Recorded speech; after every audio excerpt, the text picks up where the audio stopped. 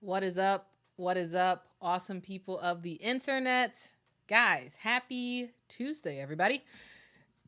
We are alive another day and we get to talk about women's basketball another day. So it's a good day. It's a good day, guys. We have a lot to talk about today. We're going to start off talking about the historic weekend that women's basketball had on this past weekend. It's pretty awesome. We got some ratings to share with you all and talk about how this past weekend was one of the best days ever for women's basketball and what this means for the future of the WNBA as the WNBA continues to grow in its fan base. So we're going to start off talking about that. We're also going to talk about USA basketball and their game earlier today versus Germany. We're going to get into some college basketball talk because Lisa Bluder was honored in a pretty awesome way. And I want to talk about it because I think it's pretty cool.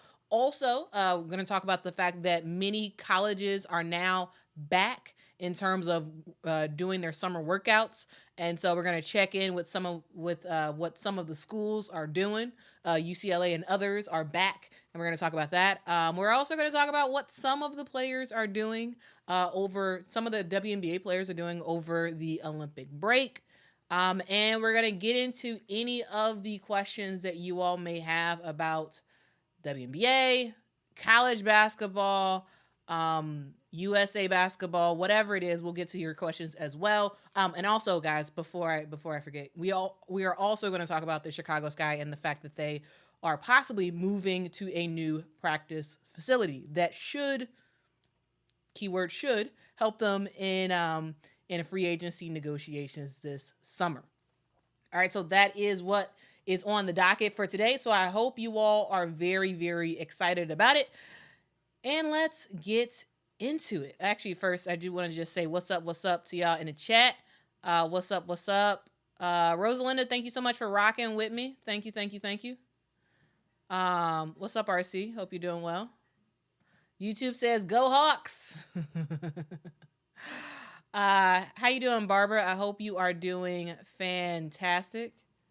Thanks so much for rocking with me. Also, Paris has a lot to say in all caps. Paris says the most untalked about fact of Angel Reese and Caitlin Clark is that they have overlapping fan bases. Some Angel Reese fans like Caitlin Clark, and some of the Caitlin Clark fans like Angel Reese too. And this fan base has extended to other players in other teams also. I agree with that. We're going to talk more about that in actually just a sec. First, I do want to start off with the headliner of today's stream. It's the fact that this weekend brought some news to the WNBA.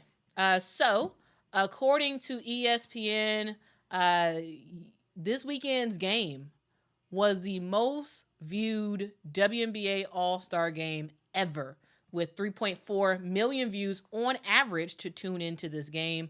The game was on Saturday. We saw Team WNBA beat Team USA in the All-Star game. There was a whole bunch of narratives that were taking place in that game. It was a chance to see Team USA before they headed off overseas to compete for the Olympics. It was a chance for us to see the two dynamic rookies that are doing a thing in Caitlin Clark and Angel Reese. It was an opportunity to also just sort of see the skill that other players around the WNBA has to offer.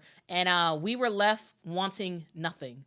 It was a spectacular weekend and a spectacular game on Saturday.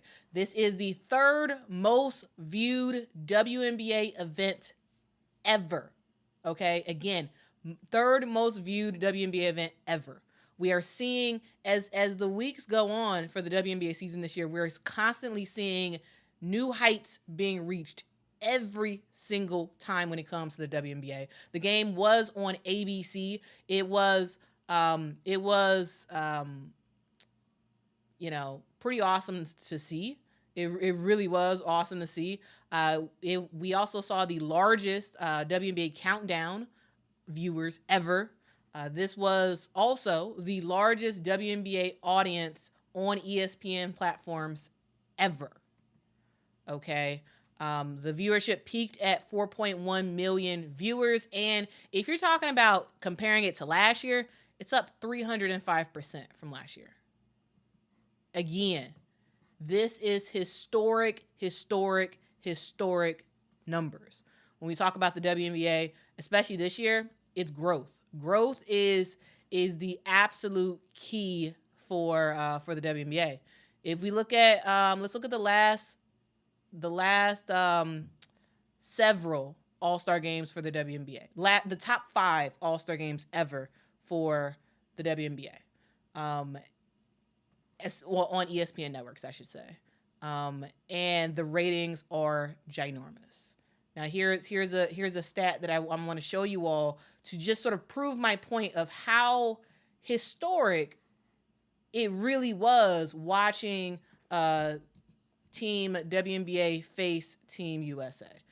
It wasn't just a big year, but in comparison to everything else that we've seen, it's just astronomically bigger. So this graphic shows the top 5 WNBA All-Star games in viewership, and by far, this blows everything out the water. Again, 3.4 million viewers on Saturday to watch Team WNBA versus Team USA. If we compare that to the next highest, that is in 2003 when we saw the East versus the West. And if you guys are curious and you're like, 2003, like what happened that year that made the All-Star Game so popular? Well, that All-Star Game, I just want to tell you some of the names who was in that 2003 All-Star Game. So that All-Star Game featured Shamika Holdsclaw, Tamika Catchings, Teresa Weatherspoon, Dawn Staley, Swin Cash. You know some of these names. Lisa Leslie, Sue Bird, Cynthia Cooper, Cheryl Swoops, Tina Thompson, Margot Diedick, Marie Ferdinand. There were so many. Nikki Teasley. So many awesome WNBA players played in the 2003 WNBA All-Star Game. And so yeah, that one was before this weekend. That was the most attended or most viewed All-Star Game for the WNBA. Also, another fun fact, another reason that sort of made it viewed by a lot of people is the fact that it was at Madison Square Garden. The game was at Madison Square Garden, and it was the first time since 1999 that the WNBA had the All-Star Game at Madison Square Garden. There was a whole bunch of fanfare all around. Nikki Teasley was the MVP of the 2003 All-Star Game. The East ended up losing to the West. The score was 84-75. So that before this weekend, 2003 was the most viewed game, most viewed All-Star game. Okay. And I love to see it. I love to see it. I love to see that dramatic of a jump. 2007, 950,000 viewers. 1999, 975,000 viewers. 2005, 1.2 million. 2003, 1.4 million.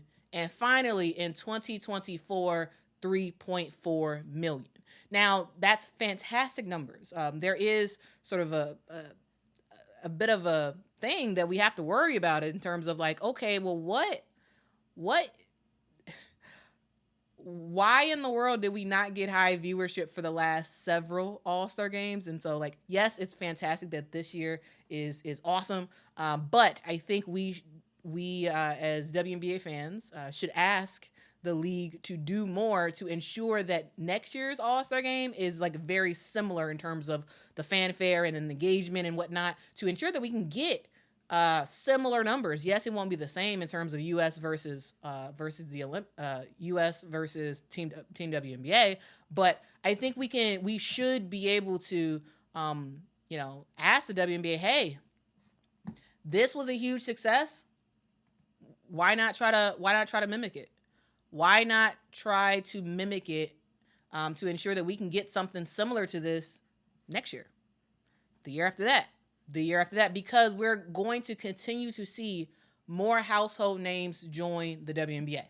Now, here's a cool video that the WNBA put out about the All-Star Game. You can kind of see it right here. But we saw top name talent playing in this year's All-Star Game, and it was pretty awesome to see. It really was.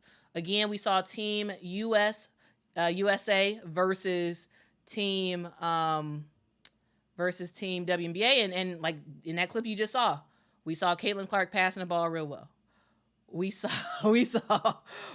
Angel having some fun with the head coach of Team WNBA and Sherman Miller. We saw the celebrities out in the building, from Paige Buckets and Flau'jae Johnson to some of the current WNBA stars to musicians and actors and whatnot. There were so many people in the building, and they got a show, ladies and gentlemen. You saw a show from Arike Gumbawale, who like played out of her mind. You saw Kelsey Mitchell shoot an insane shot. We just saw bucket after bucket after bucket. Insane play. We saw fanfare galore. There were fun moments throughout. Several videos were made about that. We saw Jason Sudeikis get in the huddle, and we saw Angel Reese's reaction to it. It was fun. It was fun, and it was a mix of top basketball play and entertainment. And when you get both of those together, when you get high quality basketball players that can make noise, that can get tough shots, that can pass the ball well, when you have Arike Gumbawale doing stuff like that, we see fans show up. Fans want to show up for people that they know. They want to show up for an entertaining game, and they want to show up for high quality women's basketball. And that's exactly what they saw. That's exactly what they saw in the All-Star Game. And when we talk about All-Star games, this was the best of the best. I'm not sure if we'll ever see a game this great. I hope we do. I absolutely hope we do see games like this in the future for the All-Star Game, because this is going to continue to help grow the game of women's basketball, grow the WNBA, because as we see this, as more people show up and show out, we're going to continue to see fans flock to the W. More fans than in the past. We just saw a lot of fanfare, a lot of both teams playing hard, both teams playing tough, but ultimately we saw a lot of love. A whole lot of love was in that building in Phoenix, and it wasn't a soft type of love. Like, it wasn't like, I'm gonna play you easy because I just want to have a good time and all this stuff. No, it was fun basketball that we witnessed on Saturday. And guys, you gotta love it, man. You gotta love to see it. You gotta love to see women's basketball at the top. At the top of the charts. When we talk about the All-Star Game, it wasn't just the game itself.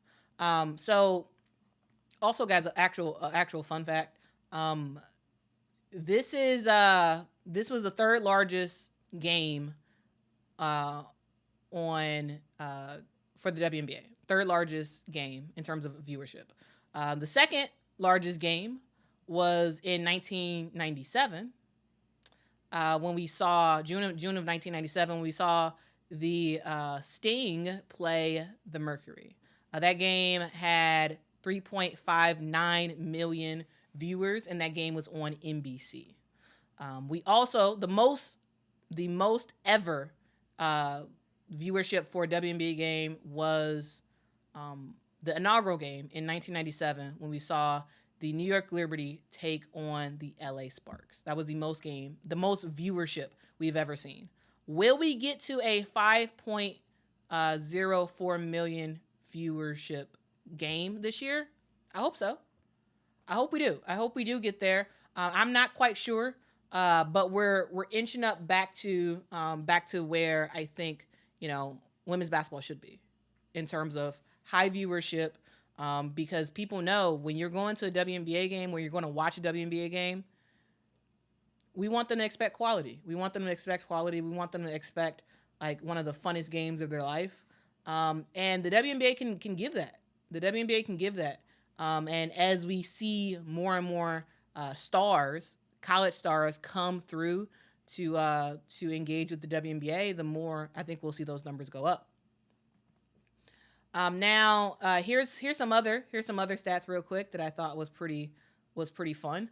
Did you know that the WNBA All-Star Game for 2024 had more viewers than the NHL All-Star Game, which also happened on ABC? So it's kind of like a comp of sorts.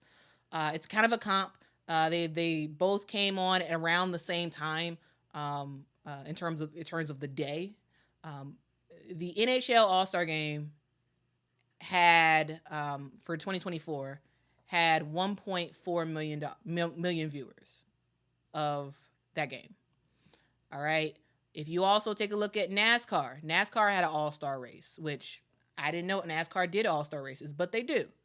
NASCAR had an all-star race on that race was on FS1 this year as well, and that one had 2.57 million. All right.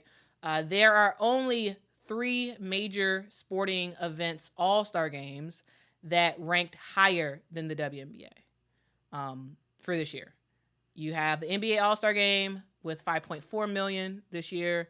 The NFL Pro Bowl had 5.79 million. The MLB All-Star Game that happened last week, that had 7.4 million. All right. And I love to see it. I love to see the growth of women's basketball. Like I love it. I absolutely love it. Goodness rated, thank you so much for the super chat. Wow, that's a huge super chat. Thank you so much for that. Says bull crap, Quita. The NBA stopped positive promotion of the WNBA in the advert of the W. The WNBA was positively promoted. I guess are people talking about in the chat about the NBA not promoting the WNBA? You're saying that the NBA stopped positive promotion of the WNBA. I mean, I see a lot of positive stuff about the WNBA when it comes to the NBA. I don't know if it's a official NBA sanctioned thing or if it's just NBA players who ride with certain WNBA players, whether that's wearing Sabrina Ionescu's shoe or that's occasionally wearing a WNBA player's jersey, or it could be a multitude of things. I'm not quite sure who is instructing that, but I think overall the NBA players themselves, they are riding with the WNBA, and I personally love to see it. I absolutely love to see it. I also think that the WNBA did a really good job in terms of promotion this year. I thought that the WNBA did a really good job promoting the All-Star Game from voting, when voting opened, to just keeping everybody abreast of what was happening, with the exception of us finding out the people who were going to attend, who were actually going to participate in the 3-point contest and the skills. We did find that out kind of late. But other than that, I thought the WNBA did a really, really good job in terms of promotion. I really do. William, thank you so much for the super chat. Says, I have a question regarding Olympic snubs. What is your question? Yeah, what's your question? A Goodness Ready said, in the beginning, there was positive promotion of the WNBA. Yeah, absolutely. Yeah, in 1997, there was a huge campaign for the WNBA. Like, David Stern put so much money behind the promotion of WNBA teams, behind just letting the American public know who these players are, know why they should be listening. There was a I agree with you. Goodness rated. There was a huge push from 1997 to like I would say maybe mid 2000. Heavy for the WNBA from the NBA. And I personally I thought it was great, and I thought it did help with with the viewership. And then we kind of scaled off a little bit. And then we got what we got. Guys, I don't know why this thing is messing up again. Machiavelli says the WNBA from 1997 to 2006 had the best marketing. I would say around that time. Yeah. I would say around that time. Mm-hmm. Yep. Yep.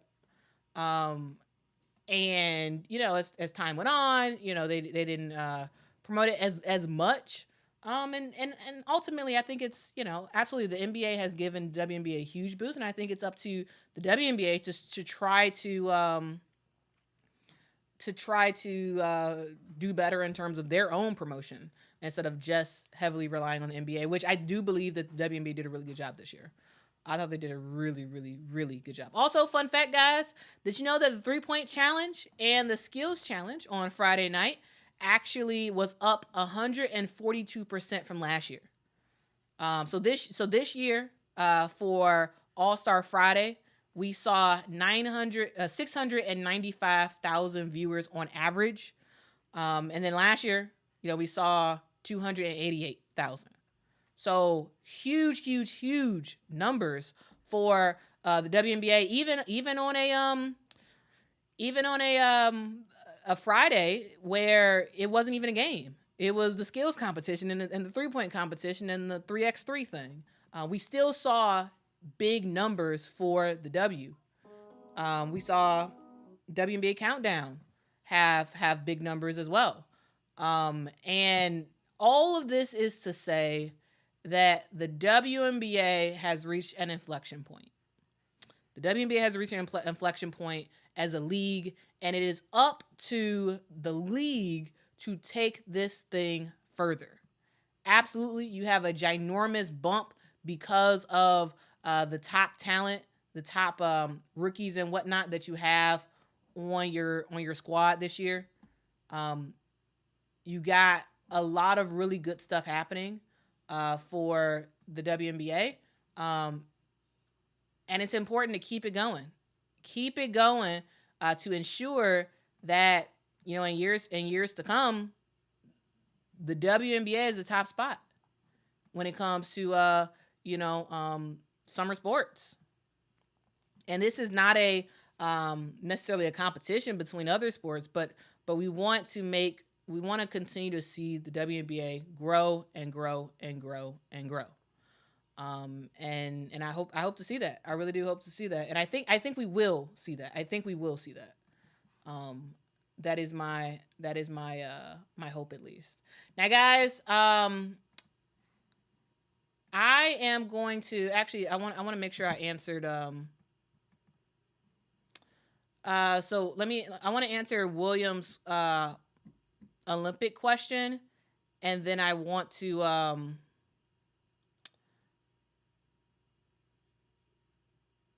I want to actually stop and restart the stream because I'm just having crazy technical issues. I don't know. It's probably because I streamed earlier, and earlier I had no issues at all with the stream earlier. But now I'm starting to have issues on my end, and I need to get to the bottom of it. So I'm gonna answer William's question about the Olympics, and I'm gonna end the stream. I'm gonna be right back in about 10 minutes or so once I figure out what happened to the stream. Annoying, I know, but like literally this is all just me, and I guess don't have the best technology to be doing this stuff as often as I'm doing it. But anyway, let's see what William's question was.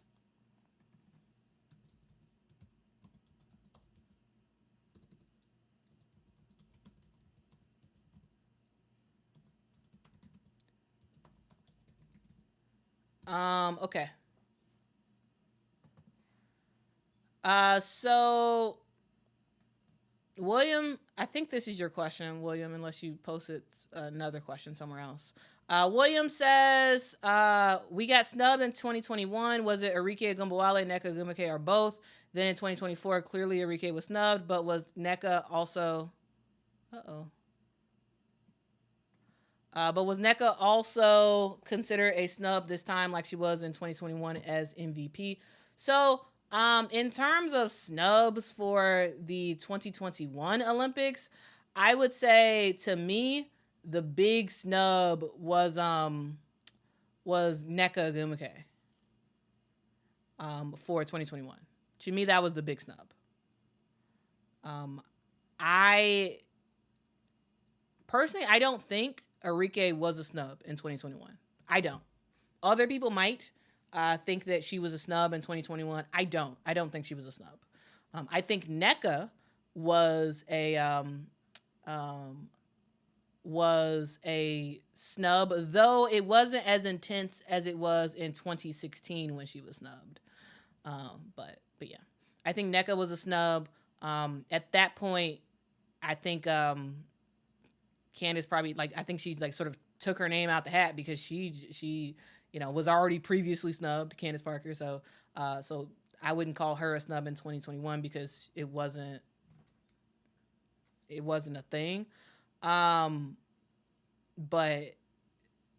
yeah, the reason why Nneka was snubbed is because she was injured at the time. She was injured. I believe she was injured at the time that they were making the decision to select the players. And so, yeah, that's a thing. That is an absolute thing.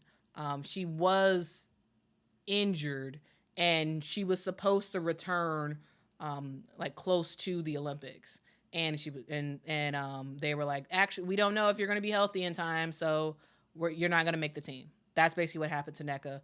I would not consider Arike a snub in 2021. Maybe it's just me. Do y'all disagree with that? Do y'all consider Arike a snub in 2021? I don't. Personally, I don't. But Nneka for sure was a snub in my opinion. And it was because of health concerns. They weren't quite sure if she was going to be healthy and ready to go. And it makes me wonder why they decided to do that in 2021. And now health doesn't seem to be as much of a concern. All right. Yeah. Not much of a concern. So yeah, that's a thing. That is an absolute thing. Hopefully that does answer your question, William. Thank you so much for asking it. All right, guys, I'm going to pop off and then pop right back on. So I need to restart my computer and see if I can figure out what this issue is with my connection. But Maria, that's a really good question. Maria's asking, what got me into basketball? I'm my former baller. Never heard the story. Well, I'll do that, and I'll talk about the rest of the stuff I plan on talking about in the next stream. So I'll be right back. I'll be right back. I need to figure out what is going on with my... You said that was going to be my next... Wait, did you ask another question? Wait, didn't you... Hold on, William. You said that was going to be my next question. Yeah, wait. Didn't I answer your question, William? Hold on.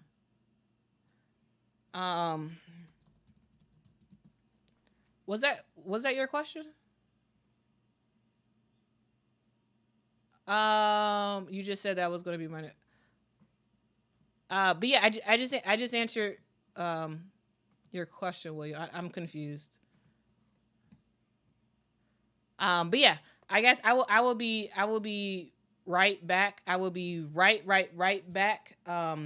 Apologies for the technical issues, but hopefully eventually I'll be able to figure out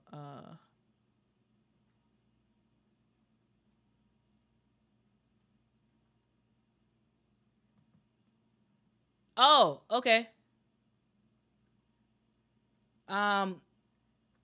Great. Did Maria... So you said Maria asked the question that you were going to ask? Oh, okay, great. Well, I will get to that answer once I figure out what is happening with my computer. But guys, I will be right back. Please don't completely leave. But I will be right back. So hop back on in probably 7 minutes while I try to figure out what's going on. Thank you guys so much for your support, and please ask your same questions back when we rejoin so I can actually answer them one by one. All right, thanks guys.